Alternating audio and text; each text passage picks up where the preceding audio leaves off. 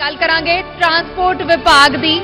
असी चर्चा करांगे कैबिनेट मंत्री लालजीत सिंह भुल्लर जी दे नाल, लेकिन उस तो पहला एक ऑडियो विजुअल के जरिए वेखदे हां ट्रांसपोर्ट महकमे नूं लैके इन्हां दा की विजन है।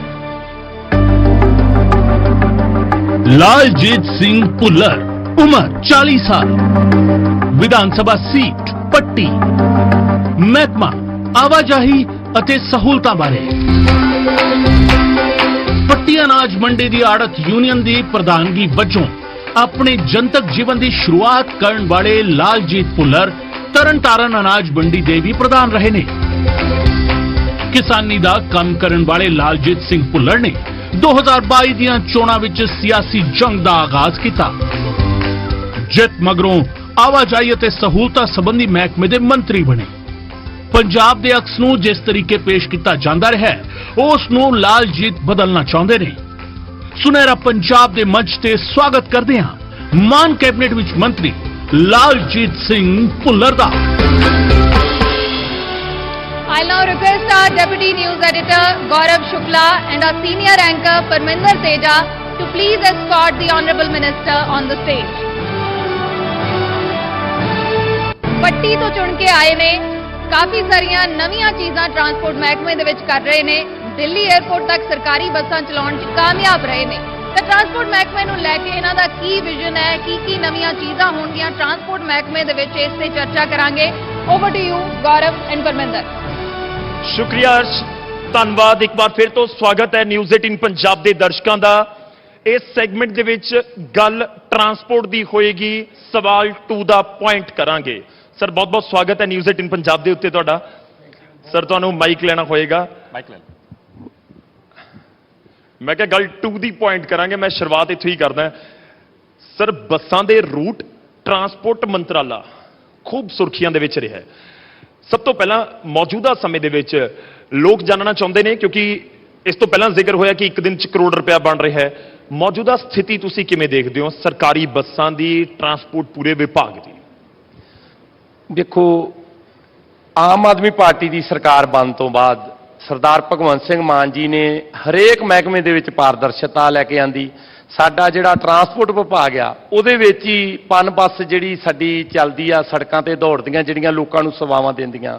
असीं पहले 3-4 महीनों की गल करते हैं। मार्च 2021 तो लैके 30 जून 2021 तक जिहड़ी पिछली सरकार दे समय आमदन सी ਉਹ 145 ਕਰੋੜ ਸੀ ਤੇ ਸਾਡੀ ਆਮ ਆਦਮੀ ਪਾਰਟੀ ਦੀ ਹੁਣ ਸਰਕਾਰ ਬਣਤੇ ਮਾਰਚ ਤੋਂ ਲੈ ਕੇ 30 ਜੂਨ 2022 ਤੱਕ ਇਹ ਵੱਧ ਕੇ 240 ਕਰੋੜ ਹੋ ਗਈ, ਜਿਹੜੀ ਕਿ ਪਿਛਲੀ ਆਮਦਨ ਨਾਲੋਂ, ਪਿਛਲੀ ਸਰਕਾਰ ਦੀ ਆਮਦਨ ਨਾਲੋਂ ਇਹਨਾਂ 3-4 ਮਹੀਨਿਆਂ ਦੀ ਵੱਧ ਕੇ 66% ਦਾ ਵਾਧਾ ਆ। ਤੇ ਇਸੇ ਤਰ੍ਹਾਂ ਹੀ ਸਾਡੀ ਜਿਹੜੀ ਪੀਆਰਟੀਸੀ ਆ ਉਹਨਾਂ ਦੀ ਆਮਦਨ ਜਿਹੜੀ ਸੀ ਇਸੇ ਸਮੇਂ ਦੌਰਾਨ 100 ਕਰੋੜ ਸੀ ਪਿਛਲੀ ਸਰਕਾਰ ਸਮੇਂ, ਤੇ ਸਾਡੀ ਸਰਕਾਰ ਦੇ ਵਿੱਚ 196 ਕਰੋੜ ਦੀ ਹੋ ਗਈ, ਜਿਹੜਾ ਕਿ 96% ਦਾ ਵਾਧਾ। ਤੇ ਇਸੇ ਤਰ੍ਹਾਂ ਹੀ ਜਿਹੜੀ ਸਾਡੀ ਟੈਕਸ ਕਲੈਕਸ਼ਨ ਆ ਇਹ ਪਿਛਲੀ ਸਰਕਾਰ ਦੇ ਵੇਲੇ ਇੱਕ ਤਿਮਾਹੀ, ਜਿਹੜੀ ਤਿਮਾਹੀ ਆਪਾਂ ਕਹਿੰਦੇ 3 ਮਹੀਨਿਆਂ ਨੂੰ 379 ਕਰੋੜ ਸੀ, ਜਿਹੜੀ ਕਿ ਵੱਧ ਕੇ 620 ਕਰੋੜ ਹੋ ਗਈ, ਜਿਹੜਾ ਕਿ ਪਿਛਲੀ ਸਰਕਾਰ ਨਾਲੋਂ 64% ਦਾ ਵਾਧਾ ਬਣਦਾ ਜੀ। ਇਹ ਸਮਝੀਏ ਕਿ ਸਰਕਾਰੀ ਬੱਸਾਂ ਹੁਣ ਘਾਟੇ 'ਚ ਨਹੀਂ ਚੱਲ ਰਹੀਆਂ, ਜਾਂ ਮੈਂ ਉਹੀ ਪੋਜੀਸ਼ਨ ਸਮਝਣਾ ਚਾਹੁੰਦਾ क्योंकि सरकारी रोडवेज ਦੀਆਂ ਲਾਰੀਆਂ बहुत सारे ਇਹਨਾਂ ਨਾਲ ਗੱਲਾਂ ਜੁੜੀਆਂ ਹੋਈਆਂ। ਮੌਜੂਦਾ ਸਥਿਤੀ ਕੀ ਘਾਟੇ ਵਾਲੇ ਪਾਸੇ ਹੋ ਜਾਂ ਘਾਟੇ ਤੋਂ ਬਾਹਰ ਕੱਢ ਲਿਆ ਹੈ ਜਾਂ ਉਸ ਵਾਲੇ ਪਾਸੇ ਤੁਰੇ ਹੋਏ ਆ? ਦੇਖੋ, ਅਜੇ ਕੁਝ ਸਮਾਂ ਹੀ ਹੋਇਆ ਤੇ ਉਹਨਾਂ ਨਾਲੋਂ 64% 96% ਹਰ ਪਾਸੇ ਆਮਦਨ ਵਧੀ ਆ। ਤੇ ਥੋੜੇ ਸਮੇਂ 'ਚ ਅਸੀਂ ਜਿਹੜਾ ਇਹ ਘਾਟੇ ਨੂੰ ਦੂਰ ਕਰਕੇ ਇਹ ਰੈਵਨਿਊ ਜਿਹੜਾ ਪੰਜਾਬ ਦਾ, ਜਿਹੜਾ ਇਹ ਸਾਡਾ ਟਰਾਂਸਪੋਰਟ ਮਹਿਕਮਾ, ਕਦੇ ਆਪਾਂ ਸੁਣਦੇ ਹੁੰਦੇ ਆ ਕਿ ਪਹਿਲੇ ਸਮੇਂ 'ਚ ਰੈਵਨਿਊ 'ਚ ਵੱਡਾ ਰੋਲ ਅਦਾ ਕਰਦਾ ਪੰਜਾਬ ਨੂੰ ਤੋਰਨ 'ਚ, ਤੇ ਜਿਹੜਾ ਕਿ ਪੰਜਾਬ ਨੂੰ ਇਹਨਾਂ ਨੇ ਖਤਮ ਕਰਨ 'ਚ ਰਵਾਇਤੀ ਪਾਰਟੀਆਂ ਨੇ ਆਪਣੀਆਂ ਟਰਾਂਸਪੋਰਟਾਂ ਪਾ ਲਈਆਂ। ਪੁਰਾਣੇ ਜਿਹੜੇ ਰਵਾਇਤੀ ਪਾਰਟੀਆਂ ਦੇ ਮੰਤਰੀ, ਮੁੱਖ ਮੰਤਰੀ ਜਾਂ ਐਮਐਲਏ ਰਹੇ, ਹਰੇਕ ਦੀ ਟਰਾਂਸਪੋਰਟ ਸੀ, ਜਿਹੜਾ ਕਿ ਅੱਜ ਉਹ ਮਹਿਕਮਾ ਲੀਹਾਂ ਤੇ ਆ ਰਿਹਾ। ਤੇ ਜਿਹੜੀਆਂ ਬੱਸਾਂ ਦੀ, ਰੂਟਾਂ ਦੀ ਜ਼ਰੂਰਤ ਹੋਵੇਗੀ, ਅਸੀਂ ਹੁਣ ਜਿਹੜੀਆਂ ਸਾਡੀ ਪੀਆਰਟੀਸੀ ਪਨ ਬੱਸ ਰੋਡਵੇਜ, ਜਿਹੜੀਆਂ ਕਿ ਇਹ 600-700 ਦੇ ਕਰੀਬ ਨਵੀਆਂ ਬੱਸਾਂ ਜਿਹੜੀਆਂ ਖੜੀਆਂ ਨੇ, ਉਹਨਾਂ ਨੂੰ ਚਲਾਉਣ ਲਈ, ਰੋਡ ਤੇ ਲਿਆਉਣ ਲਈ ਨਵੀਂ ਅਸੀਂ ਪ੍ਰਾਈਵੇਟ ਕੰਪਨੀ ਰਾਹੀਂ ਭਰਤੀ ਕਰ ਰਹੇ ਹਾਂ, ਜਿਹੜੇ ਕਿ ਡਰਾਈਵਰ, ਕੰਡਕਟਰ ਭਰਤੀ ਕਰਕੇ ਹਰੇਕ ਰੂਟ ਤੇ ਬੱਸਾਂ ਜਿਹੜੀਆਂ ਤੁਹਾਨੂੰ ਵੱਧ ਤੋਂ ਵੱਧ ਦੌੜਦੀਆਂ ਨਜ਼ਰ ਆਉਣਗੀਆਂ। ਭੁੱਲਰ ਸਾਹਿਬ, ਤੁਸੀਂ ਰਵਾਇਤੀ ਪਾਰਟੀਆਂ ਦਾ ਜ਼ਿਕਰ ਕਰ ਰਹੇ ਹੋ। ਅੱਜ ਕੱਲ੍ਹ ਮੁੱਦਾ ਬਹੁਤ ਖੂਬ ਗੂੰਜ ਰਿਹਾ। ਵਿਧਾਨ ਸਭਾ ਦਾ ਸੈਸ਼ਨ ਹੋ ਕੇ ਹਟਿਆ, ਉੱਥੇ ਵੀ ਇਹ ਮੁੱਦਾ ਖੂਬ ਗੁੰਜਿਆ, ਤੁਹਾਨੂੰ ਵੀ ਵਿਰੋਧੀਆਂ ਦੇ ਵੱਲੋਂ ਸਵਾਲ ਕੀਤੇ ਗਏ।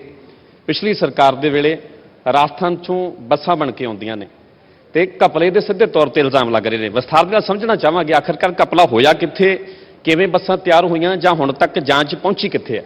ਦੇਖੋ, ਇਹ ਤੁਸੀਂ ਵੀ ਵੇਖੀਆਂ ਹੋਣਗੀਆਂ ਬੱਸਾਂ ਤੇ, ਸਾਨੂੰ ਵੀ ਹਰ ਡਿਪੂ ਤੋਂ ਸ਼ਿਕਾਇਤਾਂ ਆ ਰਹੀਆਂ, ਬੱਸਾਂ ਦੇ ਬਾਰੀਆਂ ਦੇ ਲੋਕ ਟੁੱਟ ਰਹੇ ਆ, ਬਾਰੀਆਂ ਜਿਹੜੀਆਂ ਉਹ ਖੜਕ ਰਹੀਆਂ, ਅਜੇ 3-4 ਮਹੀਨੇ ਆਈਆਂ ਨੂੰ ਹੁਣ ਬੱਸਾਂ ਨੂੰ, ਤੇ ਚਾਦਰਾਂ ਫਟ ਰਹੀਆਂ, ਰੰਗ ਉਤਰ ਰਿਹਾ, ਪੇਂਟ ਸਾਰੇ ਦਾ ਸਾਰਾ ਖਰਾਬ ਹੋ ਰਿਹਾ।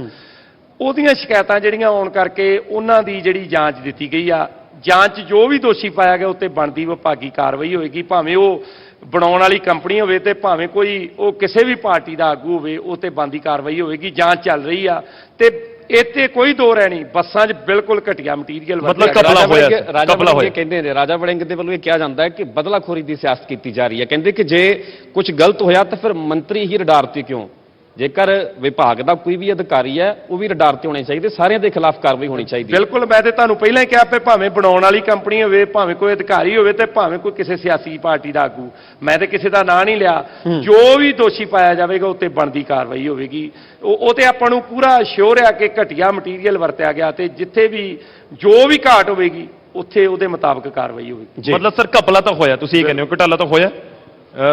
ਅਪਰੋਕਸੀਮੇਟ ਦੱਸ ਸਕਦੇ ਹੋ ਕਿੰਨੀਆਂ ਬੱਸਾਂ ਸੀ? ਪੰਜਾਬ ਦੇ ਲੋਕ ਜਾਣਨਾ ਚਾਹੁੰਦੇ ਨੇ। ਦਰਅਸਲ ਜਦੋਂ ਆਮ ਆਦਮੀ ਪਾਰਟੀ ਦੀ ਸਰਕਾਰ ਬਣੀ ਹੈ ਤਾਂ ਬਹੁਤ ਸਾਰੀਆਂ ਚੀਜ਼ਾਂ ਦੇ ਵਿੱਚ ਇੱਕ ਚੀਜ਼ ਇਹ ਵੀ ਹੋਈ ਹੈ ਕਿ ਲੋਕ ਜਾਣਨਾ ਚਾਹੁੰਦੇ ਨੇ ਕਿ ਕਿਹੜੇ ਡਿਪਾਰਟਮੈਂਟ 'ਚ ਕਿੰਨਾ ਘਪਲਾ ਹੋ ਗਿਆ ਜਾਂ ਜਿਹੜੀ ਡੀਲ ਹੋਈ ਉੱਥੇ ਕਿੰਨਾ ਘਪਲਾ ਹੋ ਗਿਆ। ਕੋਈ ਅੰਦਾਜ਼ਾ ਤੁਹਾਨੂੰ ਕਿ ਕਿੰਨੀਆਂ ਬੱਸਾਂ ਸੀ ਉੱਥੇ, ਕਿੰਨਾ ਕੋਈ ਅਪਰੋਕਸੀਮੇਟ ਹੋ ਸਕਦਾ? ਕਿਉਂਕਿ ਇੱਕ ਆਰਟੀਏ ਦੇ ਜ਼ਰੀਏ ਸ਼ਾਇਦ ਦਾਅਵਾ ਕੀਤਾ ਗਿਆ ਕਿ ਇਹ ਕਈ ਕਰੋੜਾਂ ਦੇ ਵਿੱਚ ਹੈ। ਇਹ ਜਿਹੜੀਆਂ ਬੱਸਾਂ ਆਈਆਂ 825 ਦਾ ਫਲੀਟ ਆਇਆ ਸੀ, ਜਿਹਦੇ ਵਿੱਚ ਪਨ ਬੱਸ ਨੂੰ ਤੇ ਪੀਆਰਟੀਸੀ ਨੂੰ ਬੱਸਾਂ ਜਿਹੜੀਆਂ ਇਹ ਗਈਆਂ, ਤੇ ਲਗਭਗ ਹਰੇਕ ਬੋਡੀ ਦੇ ਵਿੱਚ 3 ਤੋਂ 4 ਲੱਖ ਰੁਪਏ ਦਾ ਜਿਹੜਾ ਫਰਕ ਨਜ਼ਰ ਆਉਂਦਾ ਕਿ ਰੇਟ ਦਾ ਹੀ ਫਰਕ ਆ। ਦੂਜੀ ਜੇ ਆਪਾਂ ਪੰਜਾਬ ਤੋਂ ਬਣਾਉਣੇ, ਇੱਥੇ ਵੀ ਬੋਡੀਆਂ ਬਣਾਉਣ ਵਾਲੀਆਂ ਕੰਪਨੀਆਂ ਹੈਗੀਆਂ, ਉਹਨਾਂ ਤੋਂ ਰੇਟ ਪੁੱਛਿਆ ਗਿਆ ਤੇ ਉੱਥੋਂ ਦੇ ਰੇਟ ਦਾ 3-4 ਲੱਖ ਰੁਪਏ ਦਾ ਡਿਫਰੈਂਟ ਆ। ਤੇ ਉਹ ਆਪਾਂ ਨੂੰ ਪਤਾ ਹੀ ਹੈ, ਇੱਕ ਤੇ ਘਟੀਆ ਮਟੀਰੀਅਲ ਤੇ ਇੱਕ ਰੇਟ ਦਾ ਵੀ ਫਰਕ, ਤੇ ਕੁਝ ਨਾ ਕੁਝ ਜੋ ਵੀ ਹੋਇਆ ਉਹ ਸਾਹਮਣੇ ਲੈ ਕੇ ਆਵਾਂਗੇ ਜਨਤਾ ਦੇ। ਚਲੋ ਮੈਂ ਇੱਕ ਹੋਰ ਸਵਾਲ ਪੁੱਛਦਾ ਹਾਂ। ਦਿੱਲੀ ਨੂੰ 에ਅਰਪੋਰਟ ਦੇ ਲਈ ਸਿੱਧੀਆਂ ਬੱਸਾਂ ਸ਼ੁਰੂ ਹੋ ਗਈਆਂ। ਜਿਹੜੇ ਤੁਹਾਡੇ ਤੋਂ ਪਹਿਲਾਂ ਸਰਕਾਰ ਦੇ ਵਿੱਚ ਰਹੇ ਕਹਿੰਦੇ ਅਸੀਂ 12-13 ਚਿੱਠੀਆਂ ਲਿਖੀਆਂ, ਸਾਡੀ ਨਹੀਂ ਕਿਸੇ ਨੇ ਸੁਣੀ ਦਿੱਲੀ ਦੇ ਵਿੱਚ। ਤੁਹਾਡੀ 3 ਮਹੀਨੇ ਸੁਣ ਵੀ ਲਈ, ਝੰਡੀ ਵੀ ਦਿਖਾ ਦਿੱਤੀ, ਬੱਸਾਂ ਜਾ ਵੀ ਰਹੀਆਂ ਨੇ। ਦੇਖੋ ਐਸਾ ਕੀ ਹੋਇਆ? ਇਹਨਾਂ ਨੇ ਸਿਰਫ ਚਿੱਠੀਆਂ ਲਿਖੀਆਂ ਤੇ ਉਦੋਂ ਦੇ ਕੇਂਦਰ ਦੇ ਜਿਹੜੇ ਆਪਣੇ ਯਾਤਾਯਾਤ ਮੰਤਰੀ ਸਨ, ਉਹਨਾਂ ਵੱਲੋਂ ਜਿਹੜੇ ਸਾਬਕਾ ਟਰਾਂਸਪੋਰਟ ਮੰਤਰੀ ਰਹੇ ਆ, ਇਹਨਾਂ ਨੂੰ ਜਵਾਬ ਦਿੱਤਾ ਗਿਆ ਕਿ ਤੁਹਾਡੇ ਕੋਲ 에ਅਰਪੋਰਟ ਨੂੰ ਸਿੱਧੇ ਜਾਣ ਵਾਲੇ ਪਰਮਿਟ ਨਹੀਂ ਹੈਗੇ। ਤੇ ਸਾਡੇ ਜਿਹੜੇ ਟਰਾਂਸਪੋਰਟ ਮੰਤਰੀ ਸਨ, ਇਹਨਾਂ ਨੇ ਮੁੜ ਕੇ ਉਹਨਾਂ ਨਾਲ ਰਾਬਤਾ ਨਹੀਂ ਕੀਤਾ। ਮੁੱਖ ਮੰਤਰੀ ਸ਼੍ਰੀ ਅਰਵਿੰਦ ਕੇਜਰੀਵਾਲ ਨੂੰ ਇਹ ਚਿੱਠੀ ਲਿਖ ਰਹੇ ਆ ਸਾਡੇ ਸਾਬਕਾ ਟਰਾਂਸਪੋਰਟ ਮੰਤਰੀ। ਇਹ ਇੱਥੇ ਸਾਡੇ ਸੀਐਮ ਸਾਹਿਬ ਦਿੱਲੀ ਦੇ ਮੁੱਖ ਮੰਤਰੀ ਸ਼੍ਰੀ ਅਰਵਿੰਦ ਕੇਜਰੀਵਾਲ ਜੀ ਨੇ ਪੰਜਾਬ 'ਚ ਆਉਣਾ ਸੀ ਪਟਿਆਲੇ, 31 ਤਰੀਕ ਨੂੰ ਆਉਣਾ ਉਹਨਾਂ ਪਟਿਆਲੇ, ਤੇ 30 ਤਰੀਕ ਨੂੰ ਇਹ ਚਿੱਠੀ ਲਿਖ ਰਹੇ ਆ ਕਿ ਆਪਣੇ ਵਿਭਾਗ ਦੇ ਅਧਿਕਾਰੀਆਂ ਨਾਲ ਤੇ ਤੁਹਾਡੇ ਨਾਲ ਮੀਟਿੰਗ ਕਰਨੀ, ਮੀਟਿੰਗ ਕਰਾ ਦਿਓ। ਉਹ ਸਿਰਫ ਇੱਕ ਖਾਨਾ ਪੂਰਤੀ ਕੀਤੀ ਜਾਂਦੀ ਰਹੀ ਕਿ ਜੇ ਅਗਲੀ ਸਰਕਾਰ ਕੋਈ ਬਦਲੀ ਤੇ ਸਾਨੂੰ ਸਵਾਲ ਕਰਨ ਤੇ ਅਸੀਂ ਕਵਾਂਗੇ ਅਸੀਂ ਚਿੱਠੀਆਂ ਭੇਜਦੇ ਰਹੇ, ਸਾਨੂੰ ਜਵਾਬ ਨਹੀਂ ਮਿਲਿਆ। ਵੇਖੋ, ਪਹਿਲਾਂ ਤੇ ਇਹਨਾਂ ਦੀ ਗਲਤੀ ਆ ਕਿ ਜੇ ਇਹਨਾਂ ਕੋਲ ਪਰਮਿਟ ਨਹੀਂ ਹੈਗੇ, ਇਹਨਾਂ ਨੂੰ ਪਰਮਿਟ ਲੈਣੇ ਚਾਹੀਦੇ ਸੀ। ਹੁਣ ਅਸੀਂ ਬੱਸਾਂ ਚਲਾਈਆਂ 3 ਮਹੀਨਿਆਂ 'ਚ। ਸਾਡੇ ਟਰਾਂਸਪੋਰਟ ਵਿਭਾਗ ਨੇ ਦਿਨ ਰਾਤ ਮਿਹਨਤ ਕੀਤੀ, ਦਿੱਲੀ ਜਾ ਕੇ ਅਧਿਕਾਰੀਆਂ ਨਾਲ ਮੀਟਿੰਗਾਂ ਕੀਤੀਆਂ, ਉੱਥੋਂ ਦੇ ਸਾਡੇ ਕੈਲਾਸ਼ ਗਹਿਲੋਤ ਜੀ ਸਾਡੇ ਟਰਾਂਸਪੋਰਟ ਮੰਤਰੀ ਨੇ, ਉਹਨਾਂ ਨਾਲ ਮੀਟਿੰਗਾਂ ਕੀਤੀਆਂ ਤੇ 28 ਪਰਮਿਟ ਲਏ ਗਏ। ਜਿਹੜੇ 에ਅਰਪੋਰਟ ਨੂੰ ਦਿੱਲੀ ਦੇ ਟਰਾਂਸਪੋਰਟ ਮੰਤਰੀ ਤੋਂ, ਟਰਾਂਸਪੋਰਟ ਵਿਭਾਗ ਤੋਂ 28 ਪਰਮਿਟ ਲਏ ਗਏ, ਜਿਹੜੇ ਕਿ ਪਹਿਲੀਆਂ ਸਰਕਾਰਾਂ ਨੇ ਪਰਮਿਟ ਨਹੀਂ ਲਏ। ਉਹ ਤੇ ISBT ਤੱਕ ਜਾਣ ਦੀ ਇਹਨਾਂ ਕੋਲ ਪ੍ਰਵਾਨਗੀ ਸੀ। ਜਿਹੜਾ ਸਾਡਾ ਬੱਸਾਂ ਦਾ ਉੱਥੇ ਅੱਡਾ ਹੁੰਦਾ, ਸਾਡੀ ਕੋਲ ਸਿਰਫ ਉੱਥੋਂ ਤੱਕ ਜਾਣ ਦੀ, ਕਸ਼ਮੀਰੀ ਗੇਟ ਤੱਕ, ਬਸ ਕਸ਼ਮੀਰੀ ਗੇਟ ਤੱਕ। ਤੇ ਜੇ ਅਸੀਂ ਉਹ ਪਰਮਿਟ ਲੈ ਲੈਂਦੇ ਪਿਛਲੀਆਂ ਸਰਕਾਰਾਂ ਵਾਲੇ, ਤੇ ਸਾਨੂੰ ਹੁਣ ਇਹਨੇ ਝੂਠ ਬੋਲਣ ਦੀ ਲੋੜ ਹੀ ਨਾ ਪੈਂਦੀ। ਇਹ ਝੂਠ ਬੋਲ ਰਹੇ ਆ ਕਿ ਅਸੀਂ ਜਾਂਦੇ ਰਹੇ, ਜਾਂਦੇ ਸਿਰਫ ਰਹੇ ਆਪਦੀ ਸਿਆਸਤ। ਉਹ ਕਹਿੰਦੇ ਉਹ ਤਾਂ ਮੰਤਰਾਲੇ ਦੇ ਲੈਵਲ ਦੇ ਉੱਤੇ ਜਾਂਦੀ ਹੈ, ਕੋਈ ਚਿੱਠੀ ਮੈਂ ਲੈ ਕੇ ਨਹੀਂ ਜਾਣੀ। ਇਹ ਸਟੇਟਮੈਂਟ ਉਹਨਾਂ ਦੀ ਕਹਿੰਦੇ ਤਾਂ ਵਿਭਾਗ ਦੇ ਲੈਵਲ ਦੇ ਉੱਤੇ ਜਾਂਦੀ ਹੈ ਕਿ ਉਹਨਾਂ ਦੇ ਵੱਲੋਂ ਆਪਣੇ ਆਪ ਉੱਥੇ ਚਿੱਠੀਆਂ ਜਾਂਦੀਆਂ ਨੇ, ਉਹ ਪ੍ਰੋਸੈਸ ਪੂਰਾ ਚੱਲਦਾ ਰਹਿੰਦਾ। ਕਹਿੰਦੇ ਸਾਡੀਆਂ ਚਿੱਠੀਆਂ ਚੱਕ ਕੇ ਉਹਨਾਂ ਨੇ ਠੰਡੇ ਬਸਤੇ ਪਾਤੀਆਂ। ਹੁਣ ਸੇਮ ਪਾਰਟੀ ਦੀ ਸਰਕਾਰ ਆ ਗਈ ਤਾਂ 3 ਮਹੀਨਿਆਂ ਦੇ ਵਿੱਚ ਹੀ ਕੰਮ ਹੋ ਗਿਆ। ਸਿੱਧਾ ਸਵਾਲ ਉਹਨਾਂ ਦਾ ਇਹ ਹੈ ਕਿ ਜਿਹੜੀਆਂ 5 ਸਾਲ ਕੋਸ਼ਿਸ਼ਾਂ ਦੀ ਰੰਗ ਲਿਆਈਆਂ, ਮਤਲਬ ਪ੍ਰਤਾਪ ਸਿੰਘ ਬਾਜਵਾ ਨੇ ਵਿਧਾਨ ਸਭਾ ਦੇ ਵਿੱਚ ਤੇ ਇਹ ਵੀ ਕਿਹਾ ਹੈ ਕਿ 5 ਸਾਲਾਂ ਤੋਂ ਲਗਾਤਾਰ ਕਾਂਗਰਸ ਸਰਕਾਰ ਵੱਲੋਂ ਕੋਸ਼ਿਸ਼ਾਂ ਕੀਤੀਆਂ ਗਈਆਂ। ਉਹ ਤਾਂ ਇਹ ਵੀ ਕਹਿੰਦੇ ਨੇ ਕਿ 25 ਕਰੋੜ ਦਾ ਫਿਰ ਘਾਟਾ ਜਿਹੜਾ ਪਿਆ ਵਾ ਰੋਡਵੇਜ਼ ਨੂੰ, ਉਹਦੇ ਲਈ ਕੌਣ ਜ਼ਿੰਮੇਵਾਰ ਹੈ? ਜਿਹੜੀਆਂ 5 ਸਾਲ ਦੇ ਵਿੱਚ ਨਹੀਂ ਬੱਸਾਂ ਚੱਲ ਸਕੀਆਂ ਉਹ ਕਹਿੰਦੇ ਕਿ 3 ਮਹੀਨੇ ਦੇ ਵਿੱਚ ਕਿਵੇਂ ਚੱਲਣਗੀਆਂ? ਮੇਰੇ ਕੋਲ ਨਾ ਸਾਰੀਆਂ ਚਿੱਠੀਆਂ ਦੇ ਪ੍ਰੂਫ ਪਏ ਆ, ਜਿਹੜੀਆਂ ਇਹ ਚਿੱਠੀਆਂ ਲਿਖਦੇ ਰਹੇ ਆ। ਉਹ ਚਿੱਠੀਆਂ ਮੈਂ ਨਿਊਜ਼ 18 ਨੂੰ ਵੀ ਮੁਹੱਈਆ ਕਰਾ ਦਿਆਂਗਾ। ਉਹਦੇ ਤੋਂ ਤੁਹਾਨੂੰ ਆਪ ਹੀ ਪਤਾ ਲੱਗ ਜਾਣਾ ਵੀ ਵਾਕਈ ਇਹ ਚਿੱਠੀਆਂ ਸਿਰਫ ਖਾਨਾ ਪੂਰਤੀ ਲਈ ਜਾਂਦੀਆਂ ਰਹੀਆਂ। ਜੇ ਤੁਸੀਂ ਵਿਧਾਨ ਸਭਾ ਦੇ ਵਿੱਚ ਸ਼ਾਇਦ ਸੁਪਰੀਮ ਕੋਰਟ ਦੀ ਕੋਈ ਟਿੱਪਣੀ ਦਾ ਕੋਈ ਆਦੇਸ਼ ਦਾ ਹਵਾਲਾ ਦਿੱਤਾ ਸੀਗਾ, ਉਹ ਵੀ ਚਿੱਠੀ ਹੈਗੀ ਹੈ, ਸੁਪਰੀਮ ਕੋਰਟ ਦੀ ਵੀ ਹਦਾਇਤ ਆ। ਉਹ ਇਹੋ ਹਦਾਇਤ ਆ ਕਿ ਇਹ ਬੱਸਾਂ ਉੱਥੋਂ ਤੱਕ ਨਹੀਂ ਚੱਲ ਸਕਦੀਆਂ, ਕਿਉਂਕਿ ਸਾਡੇ ਪੰਜਾਬ ਸਰਕਾਰ ਕੋਲ 에ਅਰਪੋਰਟ ਤੇ ਜਾਣ ਲਈ ਪਰਮਿਟ ਹੀ ਨਹੀਂ ਸਨ, ਜਿਹੜੀ ਗੱਲ ਮੈਂ ਅੱਗੇ ਵੀ ਕਰ ਚੁੱਕਾ। ਉਹ 28 ਪਰਮਿਟ ਲਏ ਆ ਤੇ ਅਸੀਂ ਹੁਣ ਤੱਕ 19 ਬੱਸਾਂ ਚਲਾਈਆਂ ਜੀ। ਤੇ ਜੇ ਲੋੜ ਪਊਗੀ 28 ਦੀਆਂ 28 ਵੀ ਚੱਲਣਗੀਆਂ, ਤੇ ਜੇ ਅੱਗੇ ਵੀ ਲੋੜ ਪਊ ਫੇਰ ਪਰਮਿਟ ਲਏ ਜਾਣਗੇ। ਜੇ ਵੇਖੋ ਸਾਡੇ ਕੋਲ ਪਹਿਲਾਂ ਬੱਸਾਂ ਉਹੀ ਚੱਲੀ ਗਈਆਂ 에ਅਰਪੋਰਟ ਤੱਕ, ਕਿਸੇ ਨੇ ਰੋਕਿਆ ਹੀ ਨਹੀਂ। ਤੇ ਜੇ ਪਰਮਿਟ ਨਹੀਂ ਸਨ ਹੈਗੇ ਤੇ ਸਾਨੂੰ ਪਰਮਿਟ ਲੈਣੇ ਚਾਹੀਦੇ ਸੀ। ਹੁਣ ਪਰਮਿਟ ਲੈ ਕੇ ਬਕਾਇਦਾ ਸਾਰੀ ਦੀ ਸਾਰੀ ਜੋ ਵੀ ਪ੍ਰੋਸੀਜਰ ਬਣਦਾ ਸੀ, ਜੋ ਕਾਰਵਾਈ ਬਣਦੀ ਸੀ, ਉਹ ਪੂਰੀ ਕਰਕੇ ਫਿਰ ਬੱਸਾਂ ਚਲਾਈਆਂ। ਠੀਕ ਹੈ, ਅੱਗੇ ਵਧਦੇ ਹਾਂ ਕਿਉਂਕਿ ਟਰਾਂਸਪੋਰਟ ਮੰਤਰੀ ਜਦੋਂ ਕੋਲ ਬੈਠੇ ਹੋਣ ਤਾਂ ਮੁਲਾਜ਼ਮਾਂ ਦੀ ਗੱਲ ਕਰਨੀ ਜ਼ਰੂਰ ਬਣਦੀ ਹੈ। ਤੁਹਾਨੂੰ ਵੀ ਪਤਾ ਹੈ ਕਿ ਲਗਾਤਾਰ ਚੱਕਾ ਵੀ ਜਾਮ ਹੁੰਦਾ ਹੈ, ਮੁਲਾਜ਼ਮਾਂ ਦੇ ਵੱਲੋਂ ਪ੍ਰਦਰਸ਼ਨ ਵੀ ਕੀਤਾ ਜਾਂਦਾ, ਮੰਗ ਕੀਤੀ ਜਾਂਦੀ ਹੈ ਕਿ ਰੈਗੂਲਰ ਕੀਤਾ ਜਾਵੇ। ਤੁਹਾਡੇ ਵੀ ਨੋਟਿਸ ਹੋਵੇਗਾ ਕਿ ਤੁਹਾਡੀ ਸਰਕਾਰ ਨੇ ਪਿਛਲੇ ਸਮੇਂ ਤੋਂ ਚੱਲਦਾ ਆ ਰਿਹਾ ਕਿ ਮਿਡਲਮੈਨ ਵਿੱਚ ਇੱਕ ਕੰਪਨੀ ਨੂੰ ਕੰਟਰੈਕਟ ਦਿੱਤਾ ਗਿਆ। ਮੁਲਾਜ਼ਮਾਂ ਦਾ ਸਿੱਧੇ ਤੌਰ ਤੇ ਇਹ ਕਹਿਣਾ ਹੈ ਕਿ ਸਰਕਾਰ ਅਪਰੋਕਸੀਮੇਟ ਕਹਿ ਰਿਹਾ ਮੈਂ, ਸਰਕਾਰ ਜਿਹੜੀ ਕੰਪਨੀ ਨੂੰ ਦਿੰਦੀ ਆ 25000 ਰੁਪਇਆ, 25 ਚੋਂ 15000 ਰੁਪਇਆ ਜਿਹੜਾ ਮੁਲਾਜ਼ਮ ਤੱਕ ਜਾਂਦਾ ਹੈ, ਤੇ ਇੱਕ ਮੁਲਾਜ਼ਮ 15000 ਦੇ ਵਿੱਚ ਗੁਜ਼ਾਰਾ ਕਿਵੇਂ ਕਰੇਗਾ?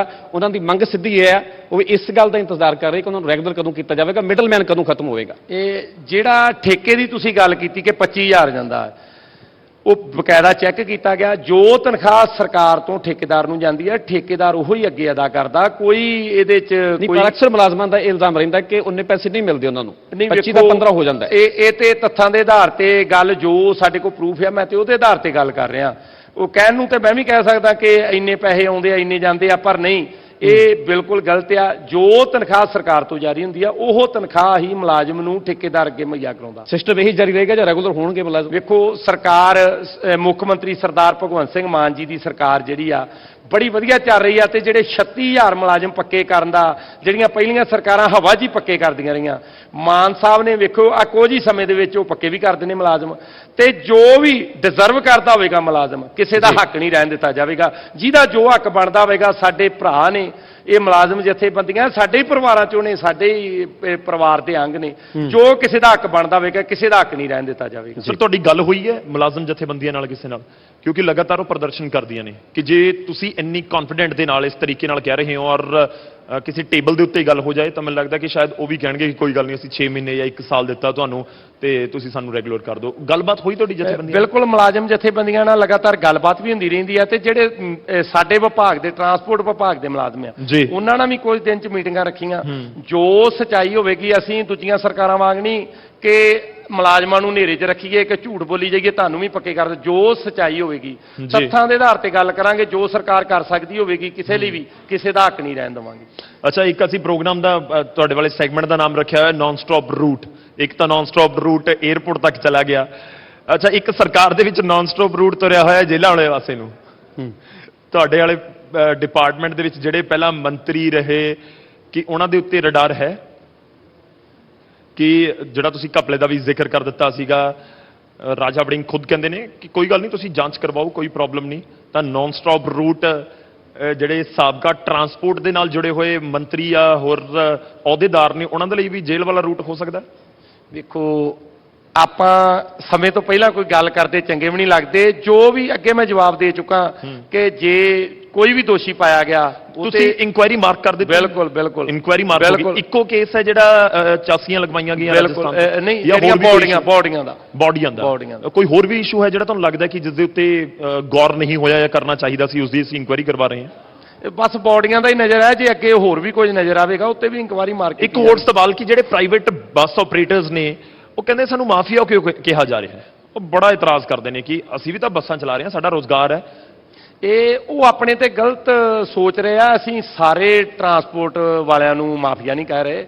ਮਾਫੀਆ ਉਹ ਘਰ ਨੇ ਜਿਹੜੇ ਇੱਕ ਪਰਮਿਟ ਤੇ 4-4 5-5 ਬੱਸਾਂ ਚਲਾਉਂਦੇ ਆ, ਜਾਂ ਜਿਹੜੇ ਲੋਕਾਂ ਦੇ ਟਾਈਮ ਟੇਬਲ ਖਾਂਦੇ ਆ। ਜਿਵੇਂ ਆਪਾਂ ਵੇਖਦੇ ਆ ਬੱਸ ਅੱਡਿਆਂ ਦੇ ਵਿੱਚ ਧੱਕੇਸ਼ਾਹੀਆਂ ਕੀਤੀਆਂ ਜਾਂਦੀਆਂ, ਲੜਾਈਆਂ ਝਗੜੇ ਕੀਤੇ ਜਾਂਦੇ ਆ।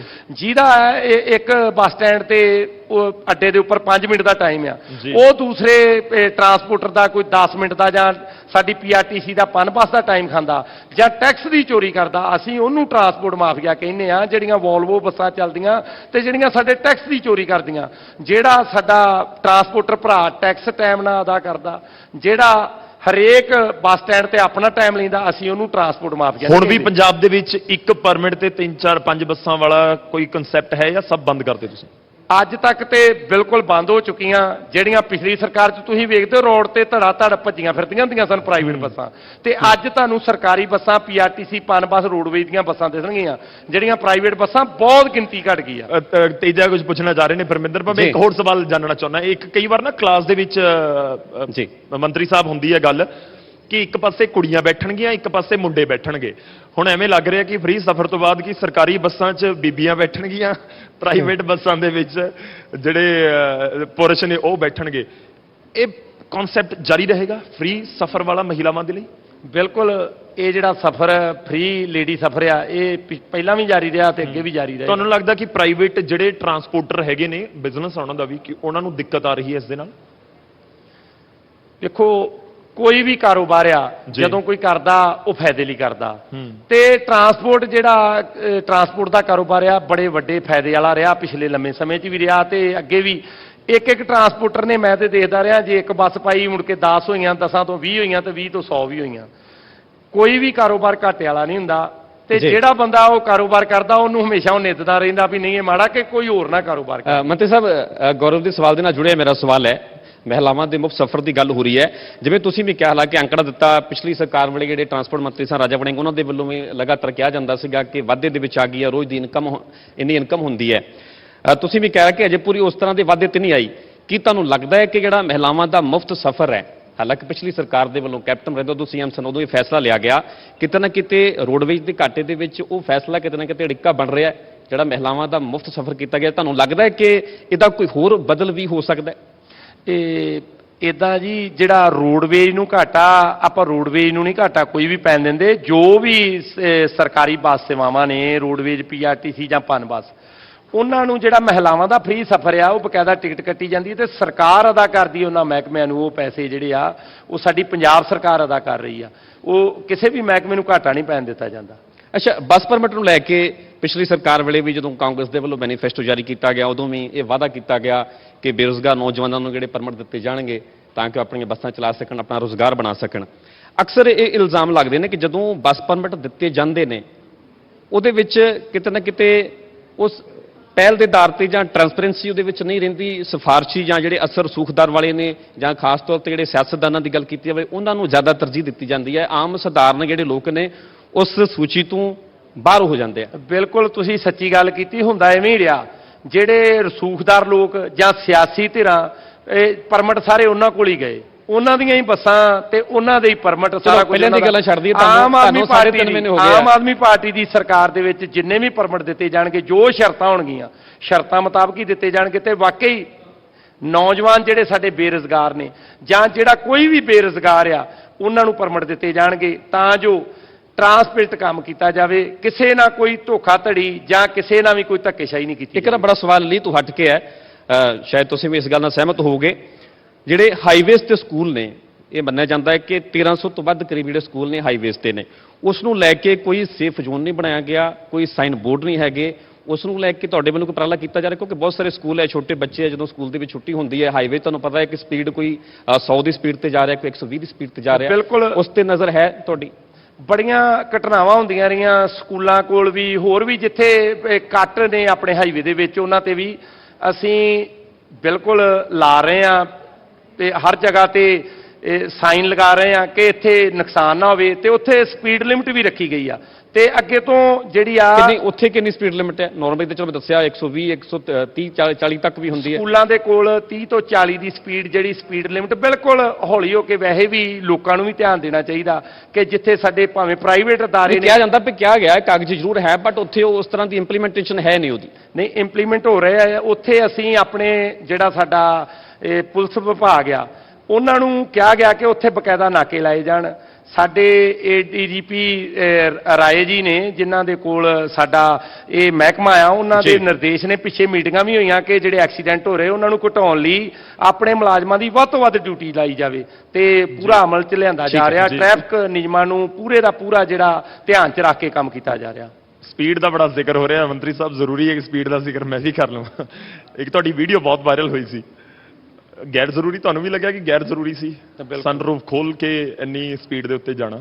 ਦੱਸ ਦਿਓ ਹੋਇਆ ਕੀ ਸੀ ਉਸ ਦਿਨ ਆਖਿਰ, ਕਿਉਂਕਿ ਇੱਕ ਲੋਕਾਂ ਦੇ ਵਿੱਚ ਵੀ ਧਾਰਨਾ ਹੁੰਦੀ ਹੈ ਕਿ ਜੇਕਰ ਕੋਈ ਮਿਨਿਸਟਰ ਬਣ ਗਿਆ ਜਾਂ ਫਿਰ ਜਿਸ ਦੇ ਕੋਲ ਬਹੁਤ ਵੱਡੀ ਜ਼ਿੰਮੇਵਾਰੀ ਪਹੁੰਚ ਗਈ ਤਾਂ ਫਿਰ ਉਹ ਰਿਐਕਟ ਵੀ ਬਹੁਤ ਤਰੀਕੇ ਦੇ ਨਾਲ ਕਰੇਗਾ। ਕੀ ਹੋਇਆ ਸੀ ਉਸ ਦਿਨ ਆਖਿਰ ਸਨਰੂਫ ਖੋਲ ਕੇ ਬਾਹਰ ਆਉਣਾ ਪਿਆ ਤੇ ਗੱਡੀ ਨੂੰ ਇੰਨੀ ਸਪੀਡ ਦੇ ਨਾਲ ਭਜਾਉਣਾ ਪਿਆ? ਉਹ ਤੁਹਾਡੇ ਨਿਊਜ਼ 18 ਤੇ ਹੀ ਆਪਣੀ ਗੱਲਬਾਤ ਹੋਈ ਤੇ ਤੁਸੀਂ ਕਿਹਾ ਵੀ ਜਿਨ੍ਹਾਂ ਤੁਹਾਨੂੰ ਜਿਤਾਇਆ ਉਹ ਕਹਿੰਦੇ ਆ ਵੀ ਗਲਤ ਆ, ਤੇ ਮੈਂ ਇਹ ਗੱਲ ਮੰਨ ਵੀ ਗਿਆ ਵੀ ਜੇ ਲੋਕ ਜਿਨ੍ਹਾਂ ਭੈਣਾਂ ਭਰਾਵਾਂ ਨੇ ਮੈਨੂੰ ਜਿਤਾਇਆ ਉਹ ਸਮਝਦੇ ਗਲਤ ਆ ਤੇ ਮੈਂ ਕਹਿੰਦਾ ਵੀ ਗਲਤੀ ਆ, ਨਹੀਂ ਸੀ ਇਦਾਂ ਕਰਨਾ ਚਾਹੀਦਾ। ਨਹੀਂ ਹੋਇਆ ਕੀ ਦੱਸ ਦਿਓ। ਕਈ ਵਾਰ ਇਹ ਵੀ ਹੁੰਦਾ ਨਾ ਕਿ ਗੱਡੀ ਤੁਸੀਂ ਚਲਾਉਣੀ ਸ਼ੁਰੂ ਕੀਤੀ, ਕਿਉਂਕਿ ਰੋਡ ਸ਼ੋ ਹੁੰਦੇ ਨੇ ਕਿ ਉਸ ਟਾਈਮ 10-20 ਦੀ ਸਪੀਡ ਦੇ ਉੱਤੇ ਸੀ, ਫਿਰ ਖੁੱਲੀ ਸੜਕ ਆ ਗਈ ਤਾਂ ਗੱਡੀ ਤੇਜ਼ ਹੋ ਗਈ। ਹੋਇਆ ਕੀ ਸੀ? ਤੁਹਾਡੇ ਆਰਡਰ ਸੀ ਗੱਡੀ ਤੇਜ਼ ਕਰਨ ਦੇ ਜਾਂ ਫਿਰ? ਕਿਉਂਕਿ ਵੀਡੀਓ 'ਚ ਦੇਖੀਏ ਤੇ ਪੂਰਾ ਸੁਰੱਖਿਆ ਮੱਲਾ ਵੀ ਤੁਹਾਡੇ ਨਾਲ ਜਿਹੜਾ ਤੁਰਦਾ ਹੋਇਆ ਨਜ਼ਰ ਆਉਂਦਾ। ਇਹ ਜਿੱਤ ਤੋਂ ਬਾਅਦ ਦੀ ਵੀਡੀਓ ਆ ਤੇ ਜਦੋਂ ਮੈਂ ਆਪਣੇ ਘਰ ਨੂੰ ਜਾ ਰਿਹਾ ਸੀ ਤੇ ਲੋਕ ਅੱਗੋਂ ਮੇਰਾ ਸਵਾਗਤ ਕਰ ਰਹੇ ਸੀ ਤੇ ਜਿਹੜਾ ਸੁਰੱਖਿਆ ਨੂੰ ਦੇਖਦੇ ਹੋਏ ਮੇਰੇ ਨਾਲ ਜਿਹੜੀ ਸਿਕਿਉਰਿਟੀ ਸੀ ਉਹਨਾਂ ਨੇ ਕਿਹਾ ਵੀ ਵਾਰ-ਵਾਰ ਥੱਲੇ ਨਹੀਂ ਉਤਰਨਾ, ਤੋਂ ਮੈਂ ਉੱਤੋਂ ਹੀ ਤੁਸੀਂ ਵੇਖਿਆ ਨਾ ਮੈਂ ਹੱਥ ਲਾ ਰਿਹਾ ਸੀ, ਲੋਕਾਂ ਦਾ ਪਿਆਰ ਕਬੂਲ ਰਿਹਾ ਸੀ। ਤੇ ਪਰ ਜੇ ਲੋਕ ਜਿਨ੍ਹਾਂ ਨੇ ਮੈਨੂੰ ਜਿਤਾਇਆ ਜੇ ਉਹ ਕਹਿੰਦੇ ਆ ਕਿ ਗਲਤ ਆ ਤੇ ਮੈਂ ਕਹਿੰਦਾ ਵੀ ਉਹ ਗਲਤ ਆ। ਪਰ ਇਹ ਜਿਹੜੀ ਵੀਡੀਓ ਇਹ ਪੁਰਾਣੀ ਵੀਡੀਓ ਆ, ਇਹ ਲਗਭਗ ਜਿਸ ਦਿਨ ਟੀਵੀ ਤੇ ਚੱਲੀ ਉਹ ਤੋਂ 3 ਮਹੀਨੇ ਲਗਭਗ ਪੁਰਾਣੀ ਵੀਡੀਓ ਸੀ। ਚਲੋ ਤਾਂ ਜਦੋਂ ਵੀ ਡੋਮੇਨ ਦੇ ਵਿੱਚ ਆਵੇ ਸਾਡੀ ਜ਼ਿੰਮੇਵਾਰੀ ਹੈ ਕਿ ਅਸੀਂ ਤੁਹਾਨੂੰ ਪੁੱਛੀਏ ਵੀ ਤੁਹਾਡਾ ਪੱਖ ਵੀ ਜਾਣੀਏ। ਮੈਂ ਸਿੱਧਾ ਕੁਝ ਲੋਕਾਂ ਨਾਲ ਜੁੜਿਆ ਹੋਇਆ ਸਵਾਲ ਪੁੱਛਣਾ ਚਾਹੁੰਦਾ। ਬਹੁਤ ਸਾਰੇ ਮੈਸੇजेस ਤੁਹਾਡੇ ਮੰਤਰਾਲੇ ਜਾਂ ਡਿਪਾਰਟਮੈਂਟ ਨੂੰ ਲੈ ਕੇ ਆਉਂਦੇ ਨੇ ਗੁਰਦਾਸਪੁਰ ਦੇ ਇਲਾਕੇ ਦੇ, ਖਾਸ ਤੌਰ ਤੇ ਜਿਹੜੇ ਕੰਢੀ ਇਲਾਕੇ ਨੇ ਔਰ ਬਹੁਤ ਜਿਹੜੇ ਰੂਰਲ ਬੈਲਟਾਂ ਨੇ ਪੰਜਾਬ ਦੇ ਵਿੱਚ, ਕਿ ਉੱਥੇ ਬੱਸ ਸਰਵਿਸ ਇਸ ਤਰੀਕੇ ਦੀ ਨਹੀਂ ਹੈ ਜਿਵੇਂ ਹੋਣੀ ਚਾਹੀਦੀ ਹੈ। ਪੇਂਡੂ ਬੱਸ ਸਰਵਿਸ ਦੇ ਲਈ ਤੁਹਾਡਾ ਡਿਪਾਰਟਮੈਂਟ ਕੀ ਕਰ ਰਿਹਾ ਹੈ ਤੇ ਕੀ ਤੁਹਾਡੇ ਕੋਲ ਰੋਡ ਮੈਪ ਹੈ ਉਸ ਦੇ ਲਈ? ਬਿਲਕੁਲ, ਨਾਲ ਹੀ ਗੁਰਦੇ ਦਾ ਸਵਾਲ ਮੈਂ ਜੋੜਨਾ ਚਾਹਾਂਗਾ। ਬਹੁਤ ਸਾਰੇ ਪਿੰਡੂ ਇਲਾਕੇ ਨੇ ਜਿੱਥੇ ਕਿ ਮਤਲਬ ਰੋਡਵੇਜ਼ ਬੱਸ ਹੈ ਹੀ ਨਹੀਂ। ਮੈਂ ਤੁਹਾਡੇ ਧਿਆਨ ਦੇ ਵਿੱਚ ਲਿਆ ਦਿੰਦਾ, ਅੰਮ੍ਰਿਤਸਰ ਤੋਂ ਧਿਆਨਪੁਰ ਤੁਹਾਡੇ ਨੋਟਿਸ ਹੋਵੇਗਾ, ਪਹਿਲਾਂ ਇੱਕ ਸਵੇਰੇ ਬੱਸ ਚੱਲਦੀ ਸੀ, ਉਹ ਸ਼ਾਮ ਨੂੰ ਉੱਥੋਂ ਵਾਪਸ ਆਉਂਦੀ ਸੀ। ਉਹ ਰੋਡਵੇਜ਼ ਬੱਸ ਵੀ ਹੁਣ ਨਹੀਂ ਉੱਥੇ, ਜਿੰਨੀਆਂ ਵੀ ਸਾਰੀਆਂ ਨੇ ਉਹ ਪ੍ਰਾਈਵੇਟ ਬੱਸਾਂ ਹੀ ਚੱਲਦੀਆਂ ਨੇ। ਬਿਲਕੁਲ, ਜਿਹੜੀ ਗੱਲ ਤੁਸੀਂ ਕੀਤੀ ਕੰਢੀ ਇਲਾਕੇ ਜਾਂ ਅੰਮ੍ਰਿਤਸਰ ਤੋਂ ਧਿਆਨਪੁਰ ਨੂੰ, ਇਹ ਵਾਕਈ ਸਾਡੀਆਂ ਜਿਹੜੀਆਂ ਸਰਕਾਰੀ ਬੱਸਾਂ ਉਹਨਾਂ ਏਰੀਆ 'ਚ ਨਹੀਂ ਹੈਗੀਆਂ। ਅਸੀਂ ਸਰਵੇ ਕਰਵਾ ਰਹੇ ਹਾਂ ਤੇ ਜਿੱਥੇ ਵੀ ਸਾਨੂੰ ਪਤਾ ਲੱਗਦਾ ਕਿ ਸਵਾਰੀ ਨੂੰ ਜ਼ਰੂਰਤ ਆ, ਹਰ ਜਗ੍ਹਾ ਤੋਂ ਬੱਸਾਂ ਚਲਾਈਆਂ ਜਾਣਗੀਆਂ। ਕੁਝ ਹੀ ਸਮੇਂ ਦੇ ਵਿੱਚ ਅਸੀਂ 3-4 ਮਹੀਨੇ ਦੇ ਵਿੱਚ ਹਰੇਕ ਰੋਡ ਤੇ ਜਿਹੜੀਆਂ ਬੱਸਾਂ ਵਾ ਤੁਹਾਨੂੰ ਦੌੜਦੀਆਂ ਨਜ਼ਰ ਆਉਣਗੀਆਂ। ਤੇ ਖਾਸ ਇਹ ਸਟੂਡੈਂਟਾਂ ਦੀ ਮੰਗ ਨੂੰ ਵੇਖਦਿਆਂ ਆ, ਕਿਉਂਕਿ ਸਾਡੇ ਬੱਚੇ ਜਿਹੜੇ ਘੱਟ ਪੜ੍ਹੇ ਲਿਖੇ ਆ, ਬੱਚੀਆਂ ਨੂੰ ਤਕਰੀਬਨ ਲੋਕ ਦੂਰ ਦਰਾਡੇ ਭੇਜਣ ਤੋਂ ਕੰਨੀ ਕਤਰਾਉਂਦੇ ਨੇ ਮਾਪੇ, ਕਿ ਆਪਾਂ ਨੂੰ ਪਤਾ ਹੀ ਹੈ ਸਿਸਟਮ ਤੇ ਮਾਹੌਲ ਜਿਹੋ ਜਿਹਾ। ਮੈਂ ਵੀ ਉਹੀ ਪੁੱਛਣਾ ਚਾਹ ਰਿਹਾ ਸੀ ਕਿ ਜੇ ਰੋਡਵੇਜ਼ ਦੀ ਬੱਸ ਹੋਏਗੀ ਸਕੂਲ ਦੇ ਟਾਈਮਿੰਗ ਦੀ ਜਾਂ ਕਾਲਜ ਦੇ ਟਾਈਮਿੰਗ ਦੀ ਤਾਂ ਉਹ ਜਿਹੜਾ ਬੱਚੀਆਂ ਲਈ ਆਸਾਨ ਹੋ ਜਾਏਗਾ। ਬਿਲਕੁਲ, ਤੇ ਜਿਹੜੀਆਂ ਸਾਡੀਆਂ ਬੱਚੀਆਂ ਪੜ੍ਹਾਈ ਤੋਂ ਵਾਂਝੀਆਂ ਰਹਿ ਗਈਆਂ ਜਾਂ ਘੱਟ ਪੜ੍ਹੀਆਂ, ਉਹਦੀ ਦੇਣ ਕਿਤੇ ਨਾ ਕਿਤੇ ਪਿਛਲੀਆਂ ਰਵਾਇਤੀ ਪਾਰਟੀਆਂ ਜਿਨ੍ਹਾਂ ਦਾ ਕਰਕੇ ਉਹ ਬੱਚੀਆਂ ਪੜ੍ਹ ਨਹੀਂ ਸਕੀਆਂ। ਜੇ ਉਹ ਸਾਡੇ ਉੱਥੇ ਬੱਸਾਂ ਦਾ ਇੰਤਜ਼ਾਮ ਹੁੰਦਾ ਤੇ ਬੱਚੇ ਤੇ ਬੱਚੀਆਂ ਸਾਡੇ ਅੱਜ ਪੜ੍ਹ ਲਿਖ ਕੇ ਵੱਡੀਆਂ ਜੌਬਾਂ ਤੇ ਬੈਠੇ ਹੁੰਦੇ, ਵੱਡੀਆਂ ਨੌਕਰੀਆਂ ਤੇ ਸਾਡਾ Punjab. Sir time table prepare ਹੋ ਗਿਆ? ਜੇ ਤੁਹਾਡੇ ਕੋਲ ਜਾਣਕਾਰੀ ਹੋਵੇ ਕਿ ਜਿਹੜਾ ਤੁਸੀਂ ਜ਼ਿਕਰ ਕਰ ਰਹੇ ਹੋ ਬੱਸਾਂ ਦਾ ਕੋਈ ਨਵਾਂ ਸ਼ੈਡਿਊਲ। ਅੱਛਾ, ਇੱਕ ਹੋਰ ਬਹੁਤ ਇੰਪੋਰਟੈਂਟ ਹੈ, ਜੇ ਤੁਸੀਂ ਬੱਸ ਸਟੈਂਡ ਦੇ ਉੱਤੇ ਜਾਓ, ਇਨਫੈਕਟ ਸ਼ਾਇਦ ਤੁਸੀਂ ਵੀ ਗਏ ਹੋਵੋਗੇ, ਰੋਡਵੇਜ਼ ਦੀ ਬੱਸ ਆਉਂਦੀ ਹੈ ਉਹ ਬਾਹਰੋਂ ਹੀ, ਜਾਂ ਤਾਂ ਇਹ ਇਲਜ਼ਾਮ ਲੱਗਦੇ ਨੇ ਪੰਜੇ ਉਂਗਲਾਂ ਬਰਾਬਰ ਨਹੀਂ ਕਿ ਕਈਆਂ ਨੂੰ ਜਿਹੜੇ ਪ੍ਰਾਈਵੇਟ ਬੱਸ ਵਾਲੇ ਉਹ ਅੰਦਰ ਵੜਨ ਨਹੀਂ ਦਿੰਦੇ, ਜਾਂ ਫਿਰ ਕੋਈ ਸੈਟਿੰਗ ਹੁੰਦੀ ਹੈ ਬਾਹਰੋਂ ਬਾਰੀ ਕੱਢ ਦਿੰਦੇ ਨੇ। ਬੱਚਿਆਂ ਕੋਲ ਜਿਹੜੇ ਸਟੂਡੈਂਟਸ ਨੇ ਉਹਨਾਂ ਕੋਲ ਪਾਸ ਹੁੰਦੇ ਨੇ, ਬੱਸਾਂ ਬੱਸ ਸਟੈਂਡ ਦੇ ਉੱਤੇ ਰੋਕੀਆਂ ਨਹੀਂ ਜਾਂਦੀਆਂ, ਉਹ 300 400 ਮੀਟਰ ਭੱਜ ਕੇ ਬੱਸ ਲੈਂਦੇ ਨੇ। ਕਿ ਜੇ ਸਰਕਾਰ ਨੇ ਪਾਸ ਦੇ ਦਿੱਤਾ ਤਾਂ ਫਿਰ ਹੁਣ ਉਹਨਾਂ ਦਾ ਤਾਂ ਹੱਕ ਹੈ, ਹੁਣ ਬੱਸਾਂ ਵਾਲੇ ਨਹੀਂ ਰੋਕਦੇ, ਉਸ ਲਈ ਵੀ ਤੁਸੀਂ ਤੁਹਾਡੇ ਜ਼ਿਹਨ ਦੇ ਵਿੱਚ ਕੁਝ ਹੈ ਟਾਈਮ ਟੇਬਲ ਨੂੰ ਲੈ ਕੇ ਵੀ ਜੇ ਦੱਸ ਸਕੋ? ਬਿਲਕੁਲ, ਟਾਈਮ ਟੇਬਲ ਹੈ ਜਿਹੜਾ ਤਕਰੀਬਨ 75% ਜਿਹੜਾ ਆਨਲਾਈਨ ਕਰ ਦਿੱਤਾ ਗਿਆ। ਜੋ 25% ਰਹਿ ਗਿਆ ਉਹ ਵੀ ਕੁਝ ਦਿਨਾਂ ਦੇ ਵਿੱਚ ਆਨਲਾਈਨ ਕਰ ਦਿੱਤਾ ਜਾਵੇਗਾ। ਠੀਕ ਹੈ। ਤੇ ਇਹ ਵੀ ਸਾਡੇ ਜਿਹੜੇ ਟਰਾਂਸਪੋਰਟ ਭਰਾ ਨੇ, ਟਰਾਂਸਪੋਰਟਰ ਨੇ, ਉਹ ਕਈ ਵਾਰ ਡਰਦੇ ਆ ਕਿ ਜਿਹਦਾ ਪਹਿਲਾਂ ਅੱਗੇ ਆ ਗਿਆ ਟਾਈਮ ਤੇ ਉਹ ਅੱਗੇ ਹੀ ਰਹਿਣਾ, ਅਸੀਂ ਪਿੱਛੇ ਰਹਿ ਜਾਣਾ। ਉਹਨਾਂ ਨੂੰ ਵੀ ਡਰਨ ਦੀ ਲੋੜ ਨਹੀਂ, ਰੋਟੇਸ਼ਨ ਹੋਇਆ ਕਰੇਗੀ, ਹਰ 2 ਮਹੀਨੇ ਬਾਅਦ ਟਾਈਮ ਟੇਬਲ ਚੇਂਜ ਹੋਏਗਾ। ਜਿਹੜਾ ਅੱਗੇ ਆ ਉਹ ਲਾਸਟ ਤੇ ਜਾਵੇਗਾ, ਲਾਸਟ ਵਾਲਾ ਅੱਗੇ ਆਵੇਗਾ, ਹਰ 2 ਮਹੀਨਿਆਂ ਬਾਅਦ ਰੋਟੇਸ਼ਨ ਹੋ ਕੇ ਟਾਈਮ ਟੇਬਲ ਚੱਲਿਆ ਕਰੇਗਾ। ਜੇ ਕਿਤੇ ਖਾਮੀ ਹੋਵੇਗੀ ਕਿਸੇ ਟਾਈਮ ਟੇਬਲ ਤੇ, ਜੀ। ਉਹ ਸਾਡੇ ਟਰਾਂਸਪੋਰਟਰ ਵੀਰਾਂ ਨੂੰ ਡਰਨ ਦੀ ਲੋੜ ਨਹੀਂ, ਉਹ ਸਾਨੂੰ ਦੱਸਣ, ਉਹ ਵੀ ਬਿਲਕੁਲ ਘੋਖ ਕੇ ਸਹੀ ਕਰ ਲਿਆ ਸਰ ਜਾਵੇਗਾ। ਛੋਟਾ ਜਿਹਾ ਸਵਾਲ ਹੈ ਬੱਸ ਸਟੈਂਡਾਂ ਨੂੰ ਲੈ ਕੇ। ਬੱਸ ਸਟੈਂਡ ਹਾਲਾਂਕਿ ਬਹੁਤ ਸਾਰੇ ਤਾਂ ਬਹੁਤ ਵਧੀਆ ਵੀ ਬਣ ਗਏ, ਅੰਮ੍ਰਿਤਸਰ ਦੀ ਗੱਲ ਕਰੀਏ, ਜਲੰਧਰ ਦੀ ਗੱਲ ਕਰੀਏ, ਹੋਰ ਵੀ ਕਈ ਸ਼ਹਿਰਾਂ ਦੇ, ਪਰ ਅਜੇ ਵੀ ਕਈ ਸ਼ਹਿਰਾਂ ਦੇ ਵਿੱਚ ਜਿਹੜੇ ਬੱਸ ਸਟੈਂਡਾਂ ਦੀ ਹਾਲਤ ਬਹੁਤ ਖਸਤਾ ਹੈ। ਬਿਲਕੁਲ, ਇਹ ਸਾਡੀ ਸਰਕਾਰ ਦਾ ਏਮ ਹੀ ਇਹੋ ਆ ਕਿ ਚੰਗੇ ਬੱਸ ਸਟੈਂਡ ਤੇ ਉਹਨਾਂ ਦੇ ਵਿੱਚ ਚੰਗੇ ਬਾਥਰੂਮ ਹੋਣ ਤਾਂ ਜੋ ਲੋਕਾਂ ਨੂੰ ਦਿੱਕਤ ਨਾ ਆਵੇ। ਤੁਸੀਂ ਵੇਖਿਆ ਹੋਵੇਗਾ ਕਈ ਵਾਰ ਆਪਾਂ ਜਾਂਦੇ ਆ ਤੇ ਬੱਸ ਸਟੈਂਡ ਦੇ ਵਿੱਚ ਵਾਸ਼ਰੂਮ ਜਾਣ ਵਾਸਤੇ ਉੱਥੇ ਇੰਨੀ ਬਦਬੂ ਗੰਦਗੀ ਹੁੰਦੀ ਹੈ ਕਿ ਜਾਣ ਨੂੰ ਦਿਲ ਨਹੀਂ ਕਰਦਾ। ਖਾਸ ਕਰਕੇ ਵਾਸ਼ਰੂਮਾਂ ਦੀ ਸਾਫ਼ ਸਫਾਈ ਬੱਸ ਸਟੈਂਡਾਂ ਦੇ ਰੱਖ ਰਖਾਵ ਲਈ ਪੂਰੇ ਦੇ ਪੂਰੇ ਜਿਹੜੇ ਆ ਉਹ ਕਰ ਦਿੱਤੇ ਗਏ ਆ। ਜੋ ਵੀ ਉੱਥੇ ਹਦਾਇਤਾਂ ਕੀਤੀਆਂ ਗਈਆਂ ਉਹਦੇ ਅਨੁਸਾਰ ਕਾਰਵਾਈ ਹੋਵੇਗੀ। ਜੇ ਉੱਥੇ ਜਿਹਨੂੰ ਟੈਂਡਰ ਦਿੱਤਾ ਗਿਆ, ਆਉਣ ਵਾਲੇ ਸਮੇਂ ਟੈਂਡਰ ਦਿੱਤੇ ਜਾਣੇ ਆ ਰੱਖ ਰਖਾਵ ਦੇ, ਸਾਫ਼ ਸਫਾਈ ਦੇ, ਹਰੇਕ ਤਰ੍ਹਾਂ ਦਾ ਜਿਹੜਾ ਕੰਮ ਆ ਉਹ ਹਦਾਇਤਾਂ ਕੀਤੀਆਂ ਜਾਣਗੀਆਂ। ਜਿਹਦੇ ਕੋਲ ਟੈਂਡਰ ਹੋਣਗੇ ਸਾਡੇ ਠੇਕੇਦਾਰ ਕੋਲ, ਜੇ ਉਹ ਰੱਖ ਰਖਾਵ ਸਹੀ ਨਹੀਂ ਕਰੇਗਾ ਤੇ ਉੱਤੇ ਵੀ ਵਿਭਾਗੀ ਕਾਰਵਾਈ ਕੀਤੀ ਜਾਵੇਗੀ। ਸਰ ਤੁਹਾਡੇ ਕੋਲ ਜੀ ਤੁਸੀਂ ਕੰਪਲੀਟ ਕਰ ਬੱਸ ਸਟੈਂਡ ਬਸ ਜਲਦੀ ਇਹਨਾਂ ਨੇ ਵੀਰ ਜੀ ਨੇ ਸਵਾਲ ਕੀਤਾ ਕਿ ਬੱਸ ਸਟੈਂਡ ਜਿਹੜੇ ਖਸਤਾ ਹਾਲਤ ਨੇ, ਜਲਦੀ ਬੱਸ ਸਟੈਂਡ ਵੀ ਨਵੇਂ ਜਿਹੜੇ ਉਹ ਅਸੀਂ ਤਿਆਰੀ ਕਰ ਦੇਣੀ ਆ। ਬੱਸ ਸਟੈਂਡ ਜਿੱਥੇ ਜ਼ਰੂਰਤ ਹੋਵੇਗੀ ਨਵੇਂ ਬਣਾਏ ਜਾਣਗੇ। ਤੁਹਾਡੇ ਕੋਲ ਇੱਕ ਹੋਰ ਡਿਪਾਰਟਮੈਂਟ ਵੀ ਉਹਦਾ ਜ਼ਿਕਰ ਕਰਾਂਗਾ, ਪਰ ਚੰਡੀਗੜ੍ਹ ਦੇ ਵਿੱਚ ਇਲੈਕਟ੍ਰੀਕਲ ਬੱਸਾਂ ਚੱਲ ਰਹੀਆਂ ਨੇ, ਪੰਜਾਬ ਦੇ ਵਿੱਚ ਕੋਈ ਐਸਾ ਕਨਸੈਪਟ ਹੈ ਜ਼ਹਿਨ 'ਚ? ਬਿਲਕੁਲ, ਪਾਲਿਸੀ ਜਿਹੜੀ ਆ ਉਹ ਬਿਲਕੁਲ ਤਿਆਰ ਹੋ ਚੁੱਕੀ ਆ। ਜਲਦੀ ਜਿਹੜਾ ਇਲੈਕਟ੍ਰੀਕਲ ਵਾਹਨ ਕਿੱਥੇ ਆਏਗਾ ਸਰ ਪਾਇਲਟ ਪ੍ਰੋਜੈਕਟ? ਅੰਮ੍ਰਿਤਸਰ 'ਚ, ਲੁਧਿਆਣੇ 'ਚ, ਪਟਿਆਲੇ 'ਚ, ਕਿੱਥੇ? ਪਹਿਲਾਂ ਆਪਾਂ ਇੱਥੇ ਮੁਹਾਲੀ 'ਚ ਲੈ ਕੇ ਆਵਾਂਗੇ, ਫਿਰ ਪੂਰੇ ਪੰਜਾਬ 'ਚ ਆਪਾਂ ਲੈ ਕੇ ਆਵਾਂਗੇ। ਇਲੈਕਟ੍ਰੀਕਲ ਵਹੀਕਲਾਂ ਨੂੰ ਜਿਹੜੀ ਆ ਲਿਆਉਣ ਦੀ ਪੰਜਾਬ 'ਚ ਪੂਰੀ ਤਿਆਰੀ ਆ ਤਾਂ ਜੋ ਵਾਤਾਵਰਨ ਵੀ ਚੰਗਾ ਹੋ ਸਕੇ ਤੇ ਡੀਜ਼ਲ ਪੈਟਰੋਲ ਜਿਹੜਾ ਅੱਜ ਅਸਮਾਨਾਂ ਨੂੰ ਰੇਟ ਛੂਹਦੇ ਆ ਉਹਨਾਂ ਦਾ ਰੇਟ ਵੀ ਸਹੀ ਹੋ ਸਕੇ। ਇੱਕ ਤੁਹਾਡੇ ਕੋਲ ਐਨੀਮਲ ਹਸਬੈਂਡਰੀ, ਫਿਸ਼ਰੀਜ਼, ਡੇਅਰੀ ਵਾਲਾ ਡਿਪਾਰਟਮੈਂਟ ਵੀ ਹੈਗਾ ਸਰ, ਉਹਦੇ ਉੱਪਰ ਕਿੰਨਾ ਕੁ ਫੋਕਸ ਹੈ? ਮੈਂ ਬਜਟ ਪੜ੍ਹ ਰਿਹਾ ਸੀ, ਫਿਸ਼ਰੀਜ਼, ਡੈਰੀ, ਇਹਨੂੰ ਲੈ ਕੇ ਬਹੁਤ ਜ਼ਿਆਦਾ ਜ਼ਿਕਰ ਉਸ ਦੇ ਵਿੱਚ ਨਹੀਂ ਸੀ। ਤੁਹਾਡਾ ਫੋਕਸ ਕਿੰਨਾ ਕੁ ਉਸ ਦੇ ਉੱਪਰ? ਕਿਉਂਕਿ ਕਿਸਾਨਾਂ ਦੀ ਜੇ ਆਮਦਨ ਵਧਾਉਣੀ ਹੈ ਤਾਂ ਜਿਹੜੇ ਪੈਰਲਰ ਇਨਕਮ ਸੋਰਸਿਸ ਨੇ ਉਹਨਾਂ ਦੇ ਉੱਤੇ ਵੀ ਫੋਕਸ ਕਰਨਾ ਹੋਏਗਾ। ਪ੍ਰਾਹੁਣਚਾਰੀ ਵਿਭਾਗ ਆ ਜਿਹੜਾ ਦੂਸਰਾ, ਤੇ ਉਹ ਵੀ ਬੜੇ ਵਧੀਆ ਢੰਗ ਨਾਲ ਚੱਲ ਰਿਹਾ। ਜਿੰਨੀਆਂ ਖਾਮੀਆਂ ਪਿਛਲੀ ਸਰਕਾਰ ਦੇ ਵੇਲੇ ਰਹੀਆਂ, ਜਿੰਨੀਆਂ ਕਤਾਈਆਂ ਹੋਈਆਂ, ਉਹਨਾਂ ਸਾਰੀਆਂ ਤੇ ਵੀ ਕੀਤੀ ਜਾ ਰਹੀ ਆ ਘੋਖ, ਤੇ ਉਹ ਸਾਰਾ ਕੁਝ ਸਹੀ ਕਰਾਂਗੇ। ਤੇ ਨਾਲ ਸਾਡੇ ਜਿੱਥੇ ਵੀ ਆਪਾਂ ਵੇਖਦੇ ਆ ਕੋਈ ਸਾਡਾ ਸਰਕਾਰੀ ਪ੍ਰੋਗਰਾਮ ਹੁੰਦਾ ਤੇ ਉਹ ਪ੍ਰਾਹੁਣਚਾਰੀ ਵਿਭਾਗ ਦਾ ਹੀ ਹੁੰਦਾ। ਜੇ ਸਾਡੇ ਸੀਐਮ ਸਾਹਿਬ ਦਾ ਕੋਈ ਪ੍ਰੋਗਰਾਮ, ਤੇ ਸਾਡੇ ਅਧਿਕਾਰੀ ਬੜੇ ਢੰਗ ਤਰੀਕੇ ਨਾਲ ਚੱਲ ਰਹੇ ਆ। ਪਹਿਲੀਆਂ ਸਰਕਾਰਾਂ 'ਚ ਹੁੰਦਾ ਰਿਹਾ ਕਿ ਇਸ ਵਿਭਾਗ ਦੀ ਅਣਦੇਖੀ ਕੀਤੀ ਜਾਂਦੀ ਰਹੀ। ਇਸ ਵਾਰ ਇਸ ਵਿਭਾਗ ਨੂੰ ਵੀ ਅਸੀਂ ਸੁਰਖੀਆਂ 'ਚ ਲੈ ਕੇ ਆਵਾਂਗੇ। ਪ੍ਰਾਹੁਣਚਾਰੀ 'ਚ ਵੈਸੇ ਪੰਜਾਬੀ ਮੰਨੇ ਗਏ ਆ। ਬਿਲਕੁਲ, ਪ੍ਰਾਹੁਣਚਾਰੀ ਅਸੀਂ ਕਰਾਂਗੇ ਵੀ ਵੱਧ, ਤੇ ਇਹਦੀ ਆਮਦਨ ਵੀ ਦੁੱਗਣੀ ਕਰਾਂਗੇ।